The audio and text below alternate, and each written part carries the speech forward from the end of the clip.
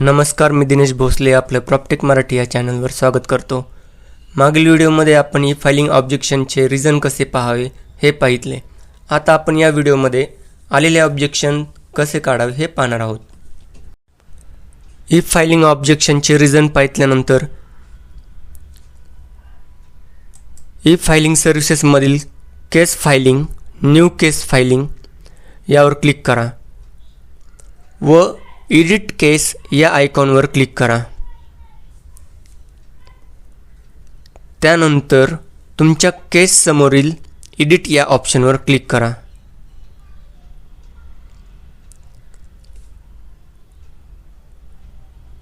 व e filing करताना आपण जे लिटिगंट डिटेल्स, फॅक्ट डिटेल्स व केस डिटेल्स भरले होते ते फक्त नेक्स्ट करून सेव्ह करा व सबमिट करा। परंतु ई फायलिंग डिटेल्समध्ये काही माहिती राहिल्याचे किंवा चुकीची माहिती भरल्याचे ऑब्जेक्शन असेल तर ती माहिती भरा आणि ऑब्जेक्शनचे इतर काही रिझन असेल तर ते कंप्लीट करा व ड्राफ्ट प्लीडिंग्समध्ये जाऊन ई फायलिंग सबमिट करा। आणखी एक महत्त्वाची गोष्ट म्हणजे तुमच्याकडून चुकीचे कोर्ट सिलेक्ट झाल्याचे ऑब्जेक्शन आले असेल तर तुम्हाला परत एकदा फ्रेश फायलिंग करावे लागेल। धन्यवाद।